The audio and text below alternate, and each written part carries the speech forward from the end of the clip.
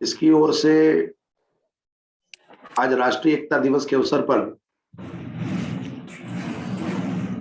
इस ऑनलाइन कार्यक्रम का आयोजन किया जा रहा है।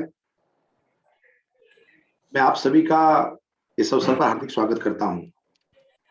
बड़े सौभाग्य का विषय है कि आज इस अवसर पर हम सबके अभिभावक, विश्वविद्यालय के माननीय कुलपति प्रोफेसर सुनील कुमार सर हम सबके बीच में मार्गदर्शन के लिए उपस्थित हैं। आज आपका इस अवसर पर हमको मार्गदर्शन प्राप्त होगा। साथ ही इस अवसर पर विश्वविद्यालय की यूनिवर्सिटी इंस्टीट्यूट ऑफ टेक्नोलॉजी के सम्मानीय संचालक, आजादी की अमृत महोत्सव समिति के अध्यक्ष प्रोफेसर सुधीर सिंह भदौरिया सर भी उपस्थित हैं। आपका मार्गदर्शन भी इस अवसर पर हमको मिलेगा। एनसीसी और एनएसएस इकाई के प्रभारी क्रमशः डॉक्टर कौस्तुभ द्विवेदी जी, श्री रंजीत जोशी जी, और साथ में आज के इस कार्यक्रम के अवसर पर उपस्थित सभी सम्मानित प्राध्यापकगण, एनएसएस और एनसीसी यूनिट के सभी विद्यार्थीगण। जैसा कि आप सभी जानते हैं कि आज पूरा भारतवर्ष भारत के लौह पुरुष सरदार वल्लभ भाई पटेल जी की जयंती के अवसर पर राष्ट्रीय एकता दिवस को मना रहा है। साथ में एक और स्वर्णिम अवसर जुड़ा है आजादी के अमृत महोत्सव का। आजादी का अमृत महोत्सव स्वतंत्रता के 75 वर्ष हुए और इससे स्वतंत्रता के 75 वर्ष मनाने की संकल्पना जब देश के सामने आई तो उसका मूल भाव और मूल भावना भी यही है कि स्वतंत्रता के उस दौर में जो संघर्ष भारत के लोगों ने किया, जिन महापुरुषों ने, जिन क्रांतिकारियों ने देश के लिए अपना सर्वस्व न्यौछावर किया, हम ना केवल उनका स्मरण करें बल्कि हम भारत की विकास यात्रा को भी समझें। देश विकास के पथ पर कैसे आगे बढ़ेगा, विकास पथ पर आगे बढ़ने के लिए जितने संकल्पों की आवश्यकता हमको होगी उस संकल्पों को भी लें और अपने मन में उस विचार को आत्मसात करते हुए एक दृष्टि प्राप्त करके समाज में अपनी भूमिका को निभाएं और देश में अपनी भूमिका को निभाएं। आजादी का अमृत महोत्सव घटनाओं को स्मरण करने का भी है, आजादी का अमृत महोत्सव महापुरुषों को स्मरण करने का भी है, आजादी का अमृत महोत्सव संकल्प लेने का भी है और आजादी का अमृत महोत्सव हमारी अपनी स्वयं की समाज और देश के लिए भूमिका तय करने का भी है। वर्ष 2014 से भारत में राष्ट्रीय एकता दिवस सरदार वल्लभ भाई पटेल जी की जयंती के अवसर पर मनाने की परंपरा प्रारंभ हुई। आज के मुख्य वक्ता जी का मार्गदर्शन हम सबको प्राप्त होगा। उसके पहले दो घटनाओं से अपनी बात को थोड़ा सा प्रस्तावना के रूप में रखूंगा। हम सब जानते हैं कि स्वतंत्रता के दौर में अंग्रेजों के साथ एक कड़ा संघर्ष भारत के लोगों ने किया। वर्ष 1906 में भारत में बड़ी घटना हुई। अंग्रेज बंगाल का विभाजन करना चाहते थे। 1906 में बंग भंग के बारे में योजना बनी अंग्रेजों की। समूचे भारतवर्ष में उस 1906 में बंग भंग के खिलाफ आंदोलन खड़ा हुआ, जिसको भारतीय स्वतंत्रता के इतिहास का एक बहुत बड़ा आंदोलन कहा जाता है। आज का जो पश्चिम बंगाल है, कलकत्ता में युवाओं की एक बड़ी टोली उस बंग भंग विरोधी आंदोलन का हिस्सा थी। पूरा भारतीय समाज एकत्र था इस बात के लिए कि पश्चिम बंगाल का विभाजन जो बंग भंग के रूप में करना चाहते अंग्रेज, वो हम नहीं होने देंगे। सभा चल रही थी और सभा के बीच में से एक युवा ने नारा लगाया, वंदे मातरम। और इतिहास अगर पढ़ेंगे तो हम सब इस बात से रोमांचित होंगे, अभिभूत होंगे कि बंगभंग विरोधी उस आंदोलन में वंदे मातरम का एक नारा लगा और उस रोमांच के साथ वंदे मातरम के नारे के बीच एक क्रांति की एक अनूठी चेतना उस आंदोलन के खिलाफ खड़ी हो गई। वंदे मातरम का उद्घोष उस आंदोलन का एक बड़ा कारण बना, लेकिन उसके पीछे जो सबसे महत्वपूर्ण बात थी कि उस बंगभंग आंदोलन में भारत के सभी वर्गों के, सभी भाषा के, सभी जाति के, सभी पंथों के लोग उस आंदोलन का हिस्सा थे। अंग्रेज इस बात को जानते थे कि भारत की ये जो सामाजिक एकता है, ये जो भारत की जातिगत, भाषाई, वर्ग और भाषा से ऊपर उठ करके देश को देखने की दृष्टि है, वो अंग्रेजों को ज्यादा लंबे समय तक इस देश में टिकने नहीं देगी। और इसलिए मैंने बंग भंग के आंदोलन के इस घटना को आप सबके बीच में रखा।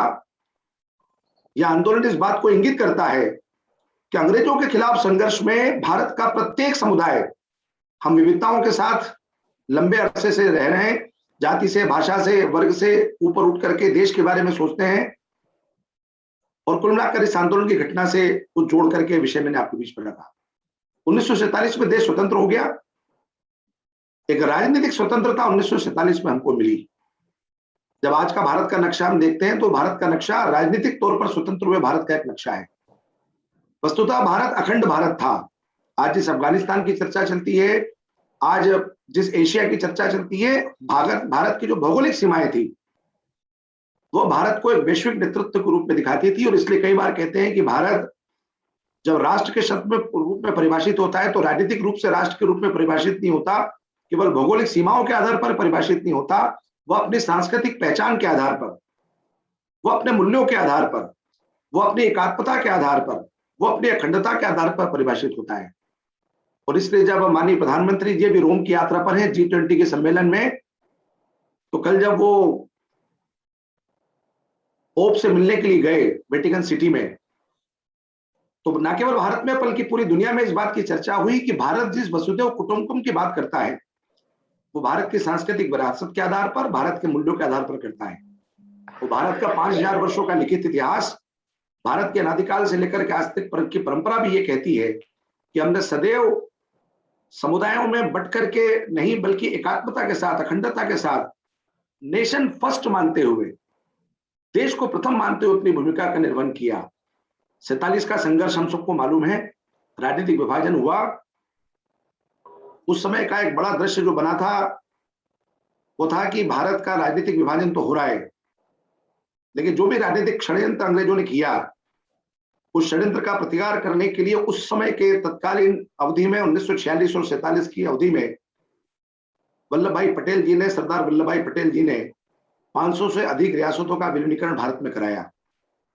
हैदराबाद और कश्मीर की रियासतें भारत में मिली, जिसके कारण आज हम ये कह पाते हैं कि भारत आंतरिक रूप से सुरक्षित भी रहा।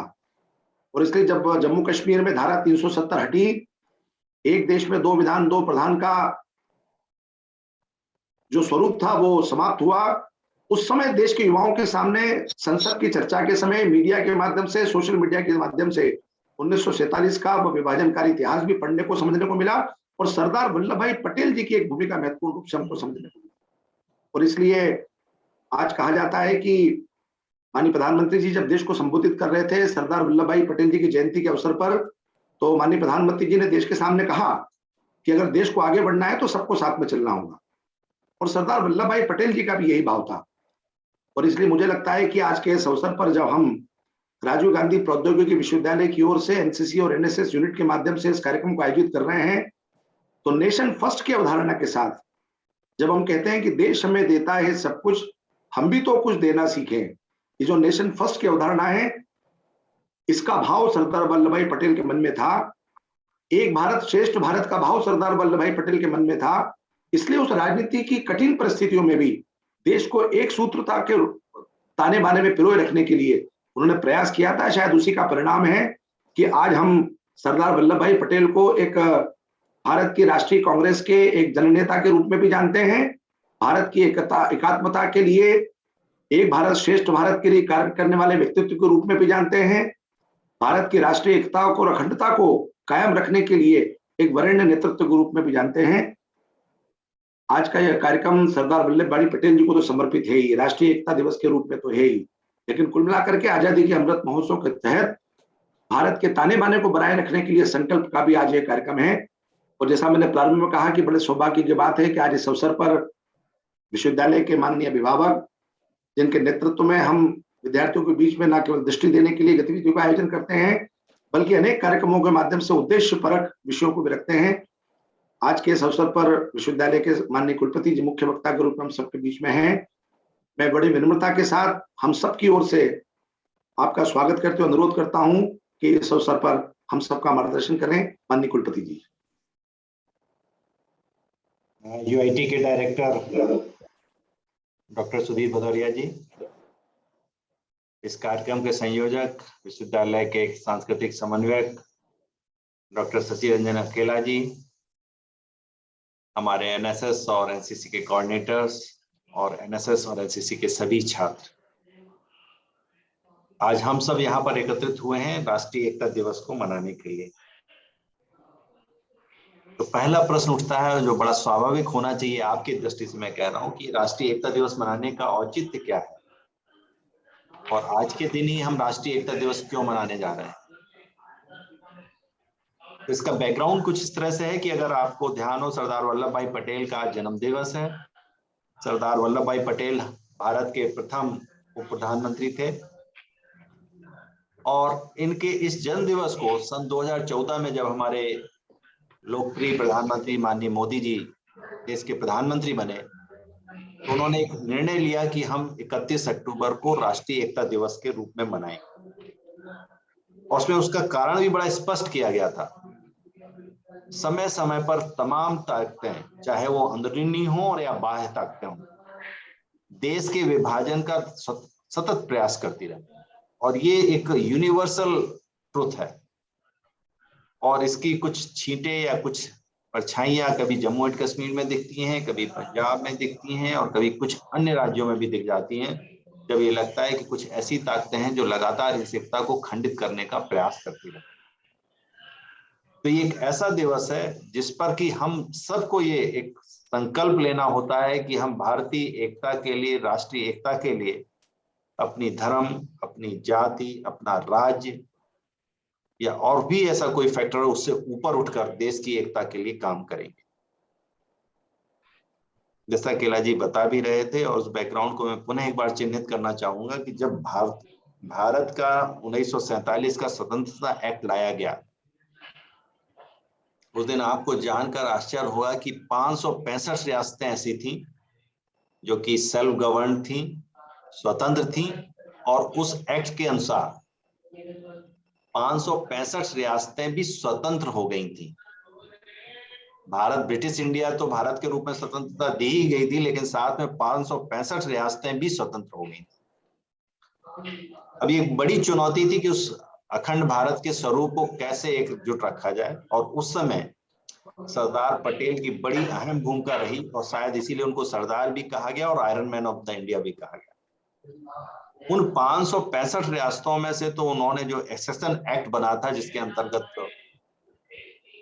563 रियासतों ने तो सहर्ष तो नहीं कहेंगे, कभी दबाव, कुछ मनौती, कुछ लालच, हर तरह का जो इस तरह से भी होता था, उन 563 रियासतों ने तो भारत में सम्मिलित होना मान लिया विभिन्न शर्तों के साथ। लेकिन 3 रियासतें रह गई थी, जम्मू एंड कश्मीर, जूनागढ़ और हैदराबाद। जूनागढ़ में भारतीय सेना को भेजना पड़ा, जूनागढ़ भारत में मिला लिया गया। हैदराबाद सबसे बड़ी स्वतंत्र रियासत थी। और एक पक्ष और एक फैक्ट शायद जो आपको शायद विदित ना हो, हिस्ट्री का फैक्ट है कि नेहरू जी यूरोप यात्रा पर थे, जो देश के प्रधानमंत्री थे वो यूरोप यात्रा पर थे और सरदार पटेल जी एक्टिंग प्राइम मिनिस्टर थे। और नेहरू जी की आप कहें कि अनुपस्थिति में बतौर acting prime minister Sardar Patel ने ये निर्णय लिया कि हैदराबाद भारत में सम्मिलित नहीं हो रहा है और ये संभव नहीं है कि हम हैदराबाद को बिना भारत में सम्मिलित किए हुए अखंड भारत का सपना देख सकते हैं। और भारतीय सेनाओं ने हैदराबाद में आक्रमण किया और सफलतापूर्वक हैदराबाद को भारत में सम्मिलित किया। इसमें वो जो पृष्ठभूमि मैंने खास तौर बताया ना, ये एक्टिंग प्राइम मिनिस्टर के तौर पे, तो एक्टिंग तो वर्ड में बहुत ज्यादा महत्व नहीं देता, तो बतौर ये कहे कि बतौर प्राइम मिनिस्टर ही उन्होंने हैदराबाद का संविलियन भारत में सुनिश्चित किया, वो भी मिलिट्री फोर्स के तहत। उनकी अगर उस समय की आप कुछ स्पीचें सुने या भाषण सुने तो उसमें एक जो सबसे दुखद पहलू है भारतीय इतिहास का, वो आप भी जानते हैं, भारत पाकिस्तान का पार्टीशन। और भारत पाकिस्तान का पार्टीशन शायद कोई भी नहीं चाहता था, इंक्लूडिंग गांधी जी भी इसके बहुत विरोधी थे। लेकिन वक्तव्य में सरदार पटेल ने कहा कि भरे मन से मैं चाहता हूं कि भाई भारत के मल्टीपल डिवीजन हो, उससे अच्छा है कि एक डिवीजन हो जाए। लगभग 85% भाग की संप्रभुता और उसके विकास की यात्रा को हम तय करेंगे और लगभग 15 या 20% जो पाकिस्तान के रूप में बन रहा है, उसकी समग्रता और उसके विकास यात्रा को लोग वहां के लीडर्स देखेंगे। अब ये इतिहास पुनरावृत्ति ना हो इसकी, ये इतिहास पुनः एक आधुनिक युग का एक उदाहरण ना बन जाए, ये कैसे सुनिश्चित हो सकता है? ये तभी सुनिश्चित हो सकता है जबकि हम भी उसी भावना से ऊपर बढ़ें। आज राष्ट्र विभिन्न समस्याओं से गुजर रहा है, उन परिप्रेक्ष्यों पे भी चर्चा करना आज के संदर्भ में बहुत उचित हो जाता है, क्योंकि अगर हम किसी दिवस को केवल दिवस के रूप में मना के छोड़ देंगे तो उसका जो वास्तविक कारण है दिवस मनाने का वो पीछे छूट जाता है। और यही कारण है कि जब आजादी का हम अमृत महोत्सव मना रहे हैं, तब इस राष्ट्रीय एकता दिवस को भी हम आज सेलिब्रेट कर रहे हैं। और उद्देश्य उसमें हमारा एक ही मैसेज है, एक ही आपके लिए संदेश है। क्या जाति, क्या धर्म, क्या राज्य, क्या हमारी बैकग्राउंड, इन सब से ऊपर जब देश का सवाल आता है तो नेशन इज फर्स्ट। तो ये राष्ट्र प्रथम है, ये अवधारणा हमको अपने आप में अंतर्मन में भी बैठानी होगी और अपने बाह्य व्यवहार में भी परिलक्षित होना चाहिए। और ये जो नेशन फर्स्ट का कॉन्सेप्ट है, ये अब मैं दूसरे संदर्भों में भी कहना चाहूंगा। नेशन फर्स्ट तब बनता है जब हम प्रथम तौर पे नागरिक के तौर पे अपने को कहते कि मैं देश का नागरिक हूं, जहां पे हम कार्य करते हैं उस पर हम अपना पूरा कंप्लीट उस पे ऊपर रखते हैं, अपना विश्वास रखते हैं। तो मैं तो ये भी कहना चाहूंगा कि अगर आज आप प्रौद्योगिकी विश्वविद्यालय में काम करते हैं तो आपके व्यावसायिक जीवन में प्रौद्योगिकी विश्वविद्यालय की अस्मिता फर्स्ट होना चाहिए, क्योंकि सभी लोगों के लिए जो किसी भी क्षेत्र में काम कर रहे हो उसकी अस्मिता अगर आप सुरक्षित रखेंगे, उसके गर्व और गौरव को सुरक्षित रखेंगे, उसके लिए निरंतर काम करेंगे, तभी आपके शहर का गौरव, तब आपके राज्य का गौरव और तब आपके देश का गौरव सुरक्षित और संरक्षित रह सकता है। उसके बिना ये संभव नहीं है, केवल हमारे और आपकी बातचीत से ये संभव नहीं है।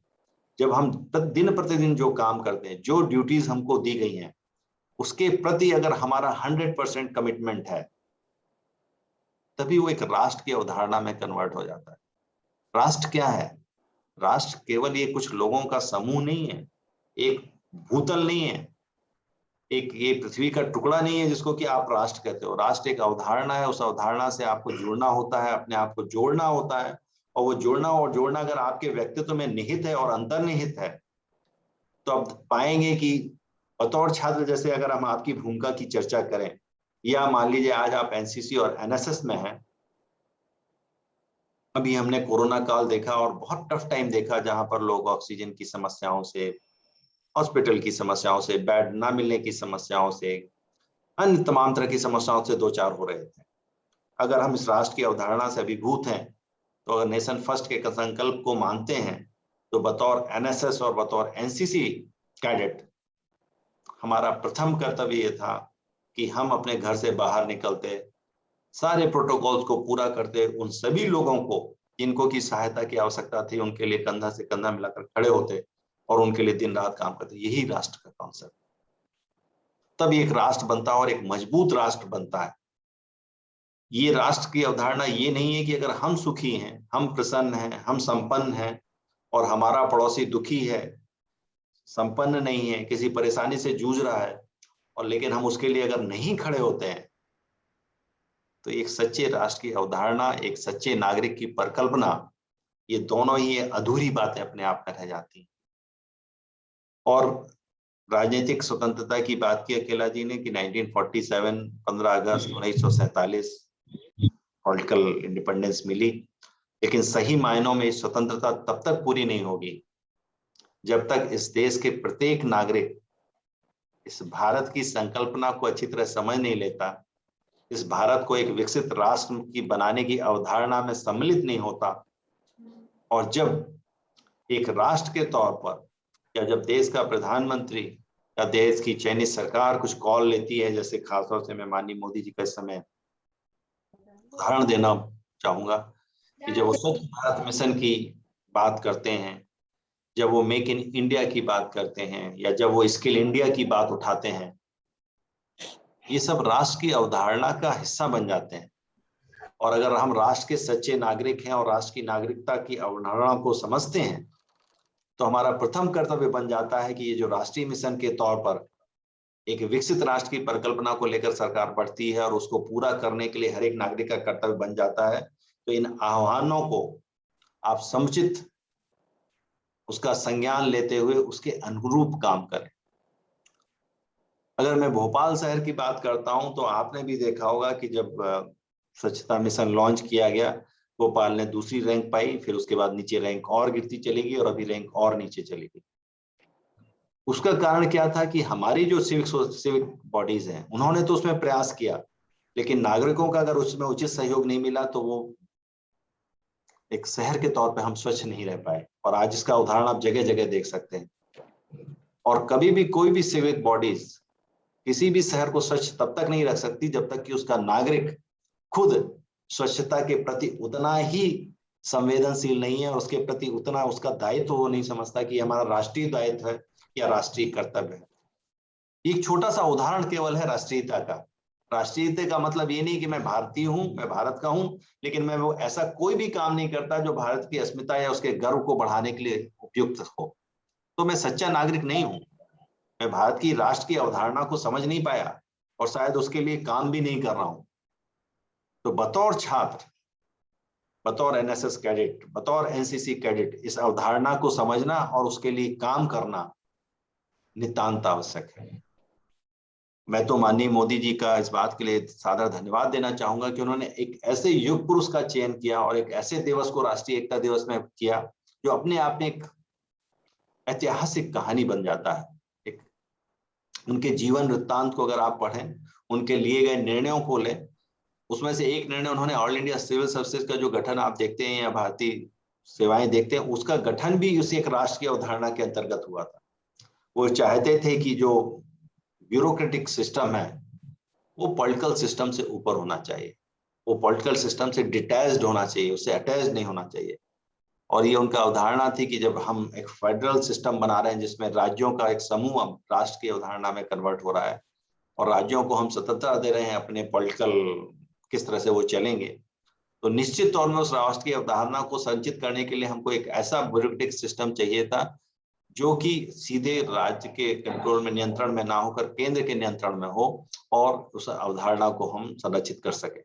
ये अवधारणा केवल और केवल सरदार वल्लभ भाई पटेल द्वारा दी गई है, जिन्होंने कि तमाम ऑल इंडिया सिविल सर्विसेज का गठन किया और सफलतापूर्वक आज भी वो सेवाएं चल रही है।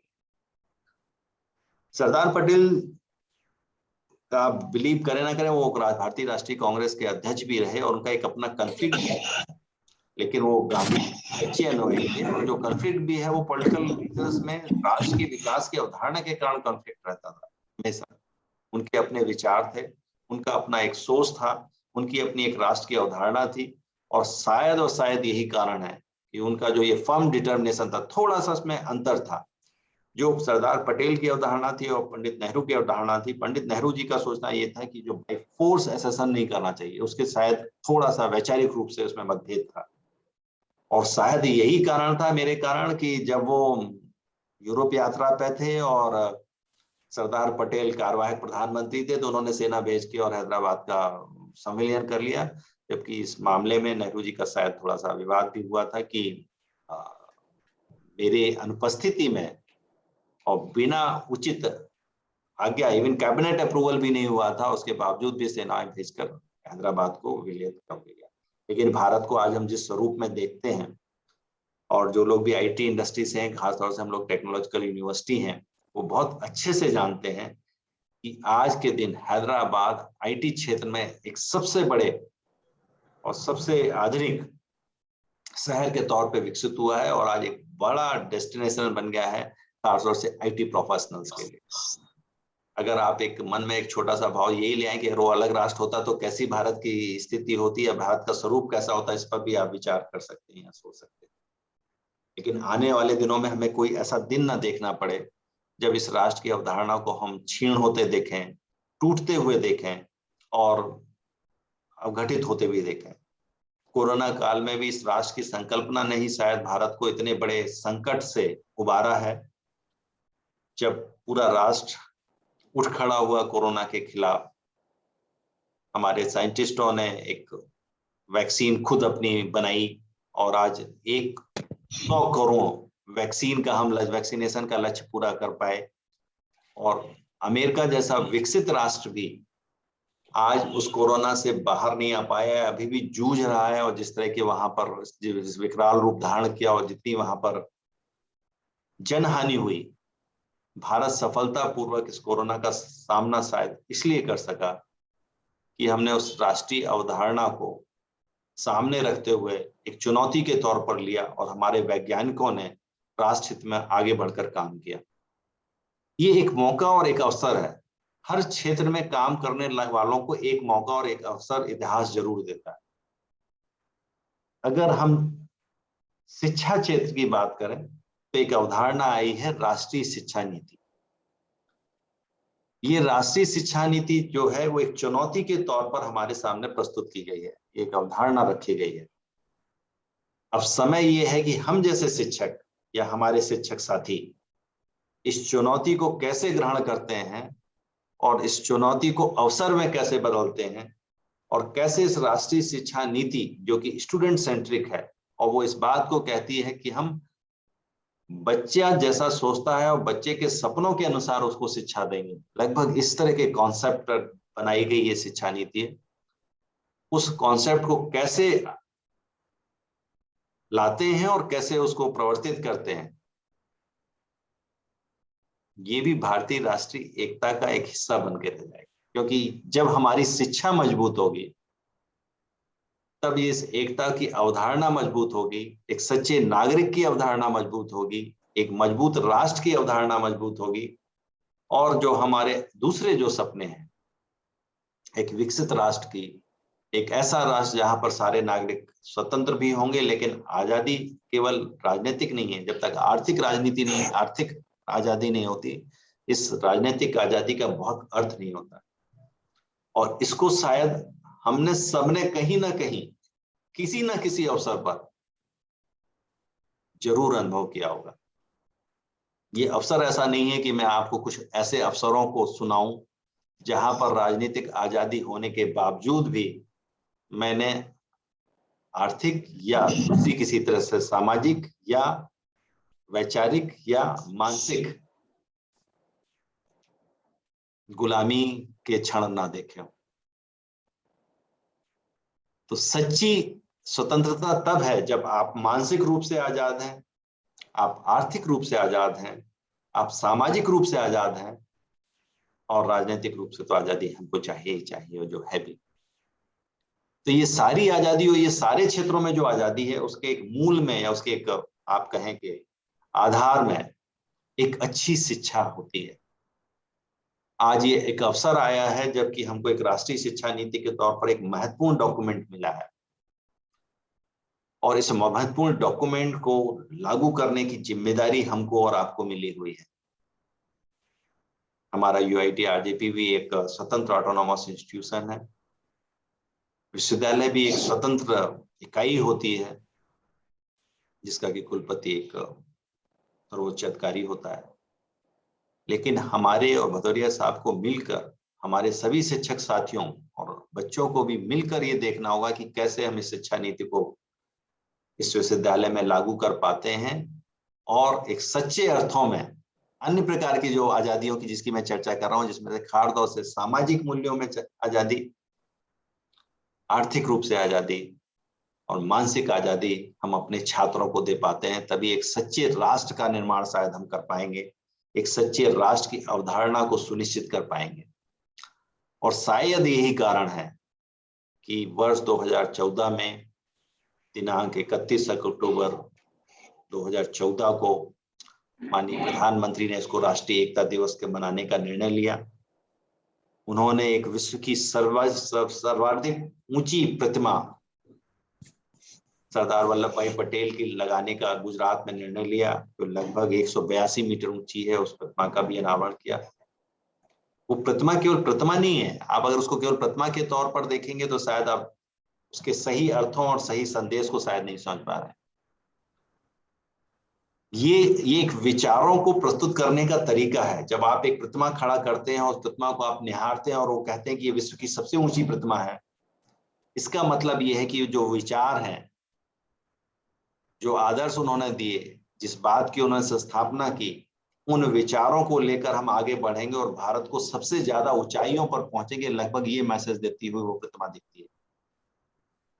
और इसी बात को राष्ट्र की एक इकाई के तौर पर मैं विश्वविद्यालय को देखते हुए, ये विश्वविद्यालय का महत्व मध्य प्रदेश में कम नहीं है। मैं खुद व्यक्तिगत तौर पर ये मानता हूं कि राजीव गांधी प्रौद्योगिकी विश्वविद्यालय प्रदेश का सबसे महत्वपूर्ण विश्वविद्यालय है और एज ए ब्रांड वैल्यू घर घर में इससे बच्चे जुड़े हुए हैं। अगर हम एक विश्वविद्यालय के तौर पर भी इस राष्ट्रीय शिक्षा नीति के साथ न्याय कर सके, उसको उसी स्पिरिट में लागू कर सके, तो शायद वो हमारी एक विनम्र श्रद्धांजलि शायद वल्लभ भाई पटेल जी को भी होगी। राष्ट्रीय एकता दिवस को मनाने के जो कारण हैं उनकी शायद हम पूर्ति भी कर सकेंगे और शायद एक सशक्त राष्ट्र के निर्माण में अपनी महती और अहम भूमिका को सुनिश्चित कर सकेंगे। यही आज का मेरा संदेश है। आप सब ने आज मेरे को सुना, उसके लिए बहुत बहुत धन्यवाद। सर बहुत बहुत धन्यवाद माननीय कुलपति जी। आजादी के अमृत महोत्सव की महत्ता, उसकी दृष्टि, सरदार वल्लभ भाई पटेल जी का व्यक्तित्व और कृतित्व, उस राष्ट्रीय एकता दिवस को मनाने की प्रासंगिकता, इन तीनों विषयों पर बहुत एक सूक्ष्म अवलोकन और सूक्ष्म दृष्टि के साथ आपने इस अवसर पर हमारा मार्गदर्शन किया है। मैं आपका धन्यवाद ज्ञापित करता हूं।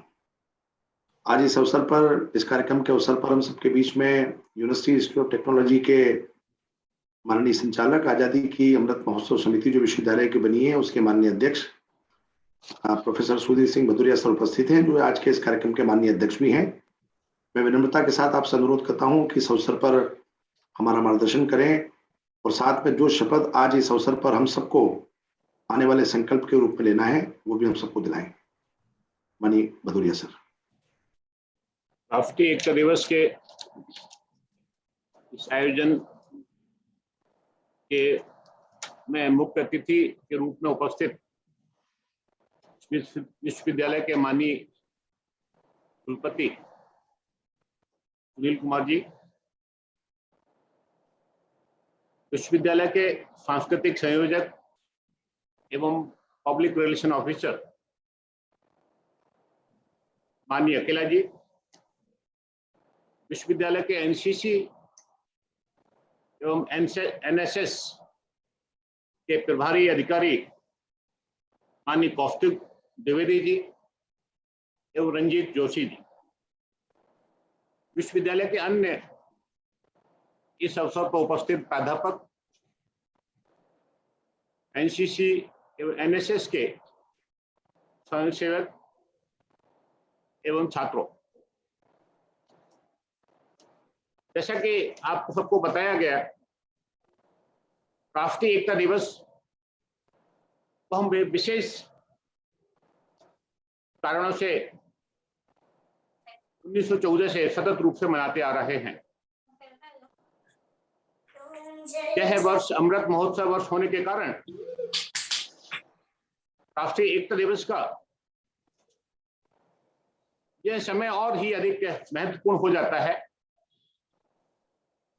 विशेष रूप से जब एनसीसी और एनएसएस के कार्यकर्ताओं की तरफ से यह आयोजन होता है, तो इसका महत्व में एक और नया चांद लग जाते हैं। हम सब लोग जानते हैं कि एनसीसी एकता, अनुशासन एवं देशभक्ति को साथ लेकर चलती है और एनएसएस इस देश की सामाजिक समरसता के लिए सतत रूप से युवाओं को प्रेरित करती रहती है। यह समय विशेष रूप से यह वर्ष भारतीय स्वतंत्रता संग्राम के 75वें वर्ष के अवसर पर हमारे देश के स्वतंत्रता संग्रामियों और उस समय के नेतृत्व के द्वारा जो देशभक्ति दिखाई, उसको फिर से एक समझने सोचने का विषय का ये वर्ष होता है और साथ ही में उनसे कुछ सीखने का विषय रहता है उनसे प्रेरणा प्राप्त करके आज के परिदृश्य में हम इस भारत देश की स्वतंत्रता या समृद्धि के लिए या इसके सतत विकास के लिए किस तरह से हम अपना कंट्रीब्यूशन कर सकते हैं वर्तमान परिवेश में, यह सोचने समझने का समय रहता है। हम सबको पता है कि एकता दिवस मनाने का मूल उद्देश्य जो रहता है, हमको भारतीय राष्ट्र के तौर पर, भारतीय समाज के तौर पर हमारे अंदर जो एक अंतर्निहित शक्ति है, अंतर्निहित लचीलापन है, इसके पुनर्स्मरण की आवश्यकता होती है। आज के दिन हम ऐसा करते हैं और इसके साथ साथ भविष्य में वास्तविक संभावित खतरे इस देश की राष्ट्रीय एकता, अखंडता और सुरक्षा के लिए क्या क्या हो सकते हैं, जो जितने संख्या में बाहरी हो सकते हैं उतनी संख्या में आंतरिक भी हो सकते हैं, इन सबको समझने का एक अवसर प्राप्त होता है। क्योंकि यह समय एकता दिवस के रूप में भारत के लौह पुरुष के जन्मदिन का समय है और उनके इस देश के एकता के लिए जो आवश्यक कंट्रीब्यूशन है, हम समझ सकते हैं कि कितना महत्वपूर्ण है। जिस देश में ब्रिटिश शासन के समाप्ति के समय यहाँ पर उस समय उपलब्ध 565 प्रिंसली स्टेट, रियासतों, जागीरदारों, ठिकानों और जागीरों को ब्रिटिश शासन ने जब ये मौका दे दिया हो, फ्रीडम दे दी हो कि आप या पाकिस्तान में जा सकते हैं या भारत में आ सकते हैं और चाहे तो इंडिपेंडेंट स्वतंत्र भी रह सकते हैं, इतने बड़े और इतना एक लीगल अधिकार देने के बावजूद भी सारे स्टेट्स को एक भारतवर्ष के रूप में तैयार करना, एन केन प्रकरण किसी भी तरीके से उनको कन्विंस कर आवश्यकता है तो एक फोर्स के माध्यम से हम ये महत्व समझ सकते हैं कि कितना महत्वपूर्ण है। हम सब ने देखा है कि जम्मू एंड कश्मीर की एक धारा को हटाने में हमको लगभग 70-71 वर्ष लग गए और देश के अंदर से बाहर तो छोड़िए कितना प्रतिरोध आता है। उस समय के 565 प्रिंसली स्टेट्स को जो कहीं उनकी जागीरदारी से प्रेरित थे और कहीं पर उनको जो गन का सलूट मिलता था उससे प्रेरित थे, और अनेक स्टेट तो हमको पता है कि पाकिस्तान से बॉर्डर पे भी थे और उस समय के भारतवर्ष के लगभग 40% एरिया को कवर करते थे, लगभग 25% जो पॉपुलेशन थी उसको कवर करते थे। उन सबको एक साथ एक सूत में पिरोना और उसके लिए उन्होंने जो दृढ़ संकल्प दिखाया, दृढ़ संकल्प के साथ साथ अपना जो कार्य योजना थी उसको इम्प्लीमेंट करने का कौशल दिखाया, निश्चित तौर पर उसी कारण से हम उनको आज लौह पुरुष कहते हैं या पटेल या सरदार के नाम से कहना चाहिए, हम जानते हैं। यह निश्चित तौर पे उन्होंने एक इतना बड़ा देश को का काम किया और 75 वर्ष आज इस देश के हो गए, अमृत महोत्सव के का हम मना रहे हैं। उस समय भी हम देखते हैं कि इस देश की आंतरिक सुरक्षा और बाह्य सुरक्षा, बाहर दृष्टि से, ये सुरक्षा की दृष्टि से देखें तो खतरे शायद कम नहीं हुए हैं। और निश्चित तौर पर जो खतरे कम नहीं हुए हैं, भारत के जागरूक नागरिक के रूप में, एक पढ़े लिखे नागरिक के रूप में हमारी जो जिम्मेदारियां हैं निश्चित तौर पर और बढ़ जाती हैं। यह एक समय है कि हम अपनी इन जिम्मेदारियों को पहचानें और इस देश की एकता, अखंडता को और अधिक सुदृढ़ करें। आज के इस एकता दिवस को मनाने का यही उद्देश्य है। आज के समय में हम जानते हैं कि हमारे आसपास के देशों का जो खतरा है वो कहीं ना कहीं उतना ही है जो 1947 में था। हम जागरूक नागरिक हैं, पढ़ते रहते हैं। अनेक बार कहा जाता है कि चाइना जैसे देशों को निश्चित तौर पे हमको बॉर्डर में जाने की आवश्यकता नहीं है। ऐसे देशों को आज के समय में हम निश्चित तौर पर, जैसे कि हम अनेक बार निर्णय लेते हैं, वहां के बने निर्मित जो प्रोडक्ट्स हैं उनका बाइकआउट करके भी हम शायद एक एक कहते हैं राष्ट्रीय एकता को निश्चित तौर पर सुदृढ़ कर सकते हैं। यह आज के समय का एक तरीका हो सकता है। आए दिन हम जानते हैं, देखते हैं कि देश को टुकड़े टुकड़े कर देने की बहुत सारी गैंग्स इस देश में हैं, समय समय पर कहीं ना कहीं किसी न किसी रूप में स्पष्ट होती हैं। अनेक बार हम व्यक्तिगत आजादी को इस देश की आजादी या देश की एकता के साथ तुलना कर देते हैं, और अनेक ऐसे उदाहरण रहते हैं कि जिसके आधार पर हम कहते हैं कि इस देश की राष्ट्रीय अखंडता को हम प्रभावित करने का प्रयास करते हैं। यदि हम ऐसी घटनाओं में अपना उपयुक्त संवेदनशीलता दिखाते हुए हम देश के विभिन्न विश्वविद्यालयों में एक अपना रोल, एक अपनी जिम्मेदारी निश्चित तौर पर वर्तमान परिवेश में निभा सकते हैं। हम सबको पता है जब चुनाव होते हैं उस समय देश को किन अनेक तरीकों से बांटने का प्रयास किया जाता है।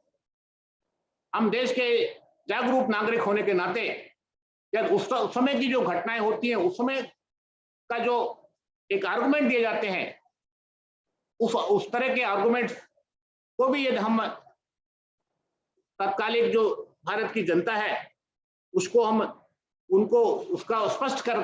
सामने स्पष्ट कर सकें, और ऐसी वैचारिक जो विचार हैं उनको डिस्करेज कर सकें, तो निश्चित तौर पर आज के समय में हम कह सकते हैं हमारी राष्ट्रीय एकता को एक शक्ति प्रदान करने का हमारा जो रोल है निश्चित तौर पर ये हो सकता है। ऐसे अनेक समय आते हैं, अनेक कारण आते हैं, जबकि नेशनल इंटीग्रेशन से संबंधित, चाहे इन्फ्लेटेशन को रोकने से संबंधित, या नेशनल एक पॉपुलेशन नेशनल सिटीजन रजिस्टर बनाने से संबंधित ऐसे अनेक कानून आते हैं जो इस देश की अखंडता को और एकता को सुदृढ़ करने की दृष्टि से होते हैं। लेकिन समाज में हम देखते हैं विभिन्न कारणों से, राजनीतिक और सामाजिक कारणों से अनेक तरह की ऐसी दुर्भावनाएं फैलाने का प्रयास किया जाता है। इस देश के पढ़े लिखे और जागरूक नागरिक के तौर पर उस समय हम अपनी जनता को जागरूक कर सकें। हम एनसीसी के रूप में, एनएसएस के रूप में, या एक नागरिक के तौर पर, एक सामाजिक कार्यकर्ता के तौर पर, मैं मानता हूं कि आज के समय में इस देश की अखंडता और एकता को सुदृढ़ करने का हमारा जो रोल है कहीं ना कहीं पूरा हो सकता है। इस तरह अनेक उदाहरण दिए जा सकते हैं जहां पर हम अपने एक जागरूक नागरिक होने का हमारा एक व्यवहार समय समय पर आवश्यकता अनुसार प्रदर्शित कर सकते हैं। यदि हम ये कर सकेंगे, निश्चित तौर पर हमारी आज के वर्तमान समय में इस भारत देश को सुदृढ़ और समृद्ध बनाने में अपना रोल को निश्चित तौर पर हम चिन्हित कर पाएंगे और साथ में उसको अदा भी कर पाएंगे। आज का राष्ट्रीय एकता का दिवस का मनाने का शायद एनसीसी और एनएसएस के द्वारा या इस विश्वविद्यालय के सभी छात्रों के द्वारा यही एक उद्देश्य होता है, ऐसा मैं मानता हूं। यह अमृत महोत्सव का वर्ष है। उस दृष्टि से इन सारे जो हमारे वल्लभ भाई पटेल जी, उनका एक हिस्टोरिकल रोल रहा है, उसका और अध्ययन करें तो निश्चित तौर पर हम निश्चित रूप से हमको एक अतिरिक्त प्रेरणा इस देश की एकता और अखंडता को सुदृढ़ करने की निश्चित तौर पर मिलेगी। और मैं मानता हूं उस प्रेरणा से हम कहीं ना कहीं अपने व्यक्तिगत जीवन में, अपने सामाजिक जीवन में, अपने आसपास इस देश की अखंडता में अपना एक डेफिनेट, एक निश्चित जिम्मेदारी हम निश्चित तौर पर निभा पाएंगे। यह हम कर सकें, इसके लिए आज हम व्यक्तिगत तौर पर और सामूहिक तौर पर एक, जिसको हम राष्ट्रीय एकता दिवस शपथ है, वह लेंगे, जिससे हमको व्यक्तिगत हमको जागरूकता आ सके और साथ में एक विश्वविद्यालय के स्तर पर, सामाजिक स्तर पर एक सामूहिक रूप से भी एक एकता आ सके और हमारी जिम्मेदारी का हम निर्वहन अच्छी तरीके से कर सकें। ऐसा आज के दिन हम ये समझ पाएंगे तो निश्चित तौर पर यह आज के इस एकता दिवस को मनाने का एक हमारा जो वास्तविक उद्देश्य है वो पूरा हो पाएगा। इस दृष्टि को ध्यान में रखते हुए, जैसे कि माननीय अकेला जी ने कहा है, मैं आज राष्ट्रीय एकता दिवस की जो शपथ है उसको हम लेंगे और निश्चित तौर पर जो हमारी दृढ़ता है राष्ट्रीय एकता और अखंडता को बनाए रखने के लिए इस देश की, वह निश्चित तौर पर और अधिक सुदृढ़ हो पाएगी, ऐसा मैं मानता हूं। तो मैं इस राष्ट्रीय एकता दिवस की शपथ को का एक एक वाक्य पढ़ूंगा और आप हाथ सामने करके यथा स्थान पर अपनी सुविधा के अनुसार हाथ सामने कर पाएंगे, और यदि खड़े होकर कर सके तो और अच्छा रहेगा, या बैठकर भी आप यदि हाथ का ऐसा सामने कर पाएंगे तो अच्छा रहेगा। तो मैं ये राष्ट्रीय एकता दिवस की शपथ पढ़ता हूं और आप अनुरोध है आपसे कि आप इसको रिपीट करेंगे। मैं सत्य निष्ठा के साथ शपथ लेता हूं कि मैं राष्ट्र की एकता, अखंडता और सुरक्षा को बनाए रखने के लिए स्वयं को समर्पित करूंगा। स्वयं को समर्पित करूंगा और अपने देशवासियों के बीच यह संदेश फैलाने का भी भरसक प्रयत्न करूंगा। मैं यह शपथ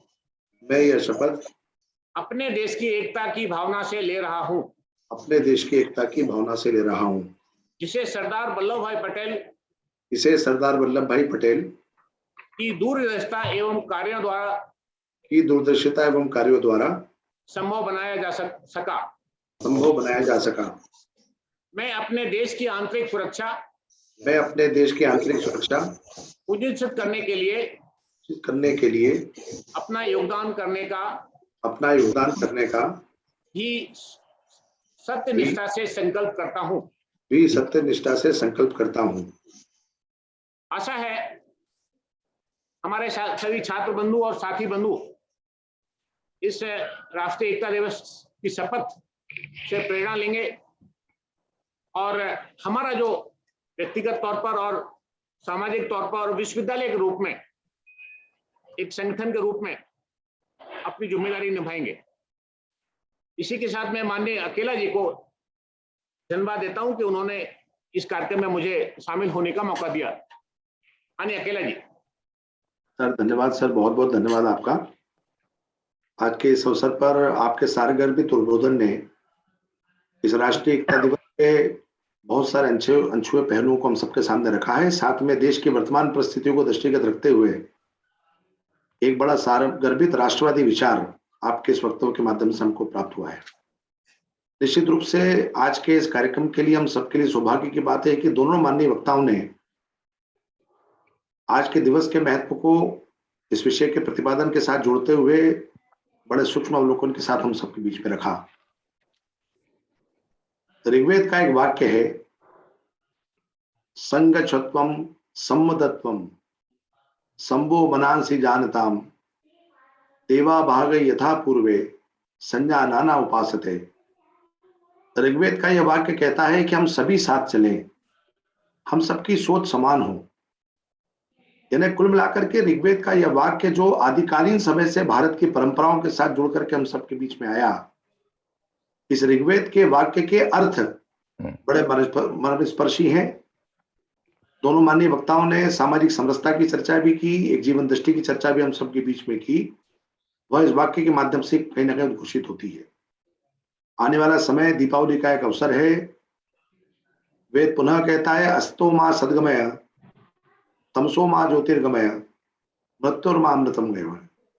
तो भारत के दर्शन और भारत के विचार में कहा गया कि अंधेरे से प्रकाश की ओर चलें, मृत्यु से अमृतत्व की ओर चलें। दीपोत्सव का यह पर्व, यह जीवन दृष्टि भी हमको देता है, और आजादी का अमृत महोत्सव और राष्ट्रीय एकता का आज का यह दिवस भी दोनों माननीय वक्ताओं के उद्बोधन के माध्यम से भी हमको यह दृष्टि देता है कि देश की वर्तमान परिस्थितियों का चिंतन करते हुए राष्ट्रीय एकता के महत्व को हम जाने। सरदार वल्लभ भाई पटेल का स्मरण करते हुए जो शपथ आज हमने इस अवसर पर ली है, वह शपथ केवल सिद्धांत का विषय न बने बल्कि व्यवहार का विषय बने। माननीय कुलपति जी ने जो एक बड़ा महत्वपूर्ण सूत्र हम सबके बीच में दिया कि कुल मिलाकर के राष्ट्र यानी अपने कर्तव्यों का सच्चे अर्थों में वह निर्वहन कि हम जहां हैं उस भूमिका में अपने कर्तव्य को श्रेष्ठता के आधार पर, अपनी प्रतिबद्धता के आधार पर, अपने संकल्प के आधार पर, अपने ईमानदारी, अपने न्याय के आधार पर और अपनी दृष्टि के आधार पर निर्वहन करते रहें। यही सच्चे अर्थों में राष्ट्र की परिभाषा भी होगी और यही राष्ट्रीय एकता का द्योतक भी बनेगी। दोनों माननीय वक्ताओं के इस सारगर्भित उद्बोधन के बाद मैं आज के इस कार्यक्रम के अंतिम कड़ी के रूप में धन्यवाद ज्ञापन के लिए आमंत्रित करता हूं एनसीसी के यूआईटी एनसीसी के अधिकारी डॉक्टर कौस्तुभ द्विवेदी जी को। डॉक्टर कौस्तुभ द्विवेदी जी आभार प्रदर्शन के लिए सादर आमंत्रित हैं। धन्यवाद सर। माननीय मुख्य अतिथि महोदय, उपस्थित महानुभाव, गुरुजन, साथियों और छात्र छात्राओं, नमस्कार। मुझे इस विशेष दिन पर आभार प्रदर्शन करने के लिए अवसर देने के लिए मैं विश्वविद्यालय परिवार का धन्यवाद करता हूँ। मैं इस अवसर को अपना सम्मान समझता हूँ। आजादी का अमृत महोत्सव कार्यक्रम की श्रृंखला में आज विश्वविद्यालय परिवार द्वारा राष्ट्रीय एकता दिवस का आयोजन किया गया। इस कार्यक्रम में 100 से अधिक छात्र छात्राओं और गणमान्य व्यक्तियों ने शपथ ग्रहण कर कार्यक्रम को सफल बनाया। एनएसएस और एनसीसी इकाई यूआईटी आरजीपी भोपाल की ओर से मैं अपने मुख्य अतिथि माननीय कुलपति महोदय एवं कार्यक्रम की अध्यक्षता कर रहे माननीय संचालक महोदय को हार्दिक धन्यवाद व्यक्त करता हूँ। मैं उन सभी सम्मानित व्यक्तियों को धन्यवाद देना चाहूंगा जिन्होंने हमें उनकी उपस्थिति से धन्य किया है। मैं आयोजन टीम, शिक्षकों, कर्मचारी सदस्यों को भी धन्यवाद देना चाहूंगा। मैं आप लोगों के बिना यह कार्यक्रम संभव नहीं था। एक बार फिर से आप सबका बहुत बहुत धन्यवाद। अब मैं माननीय से इस कार्यक्रम को समापन करने की अनुमति प्रदान करने के लिए आग्रह करता हूँ। धन्यवाद, बहुत बहुत धन्यवाद सबको इस राष्ट्रीय एकता दिवस की बहुत बहुत शुभकामनाएं। नमस्कार सर। धन्यवाद सर, बहुत बहुत।